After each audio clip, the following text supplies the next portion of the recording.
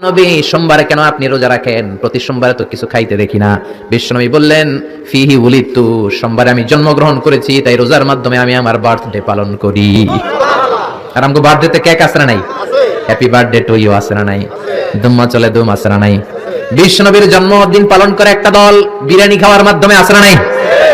বিশ্বনবীর জন্মদিন সাহাবারা পালন করতেন না, বিশ্বনবী নিজেও পালন করতেন না। শুধু যখন জিজ্ঞেস করা হলো কেন রোজা রাখেন, বিশ্বনবী বলেন, যেহেতু জন্মেছি, এই জন্মটা আল্লাহ আমার না দিলেও পারতেন, জন্মের শুকরিয়া স্বরূপ আমি রোজা রাখি। সুবহানাল্লাহ।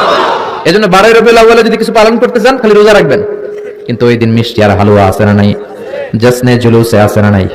আহা, শুধু মিষ্টি আর জিলাপি, কিন্তু বিশ্বনবী রাখতেন রোজা। আপনি রোজা রাখেন, আপনি না খেয়ে থাকেন, তাহলে বিশ্বনবীর ভালোবাসার প্রমাণ পাওয়া যাবে, ঠিক না? চট্টগ্রাম থেকে আমি আসতেছি, এই যে 12 রবিউল আউয়াল জশ্নে জুলুসে ঈদে মিলাদুন নবী, পুরো চট্টগ্রাম শহরটা কাপ, গাড়ি চলে না। এদের যোহর নামাজ কই?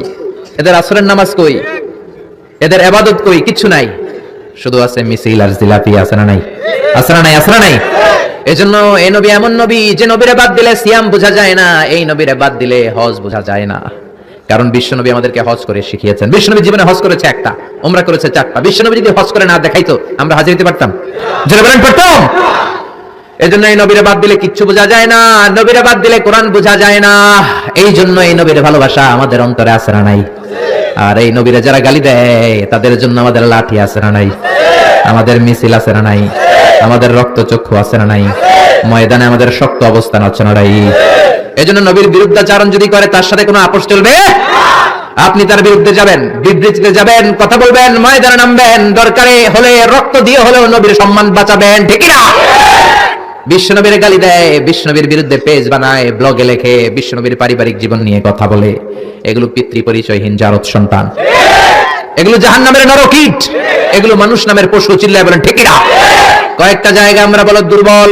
কোরআনের গালি দিলে আমাদের সহ্য হয় না, নবীর গালি দিলে সহ্য হয় না। নবীর গালি দিলে আমাদের কলিজায় আগুন লাগে কি লাগে না? লাগে কি লাগে না? কার কার লাগে? দুই হাত উঁচু করে আল্লাহর দেখা।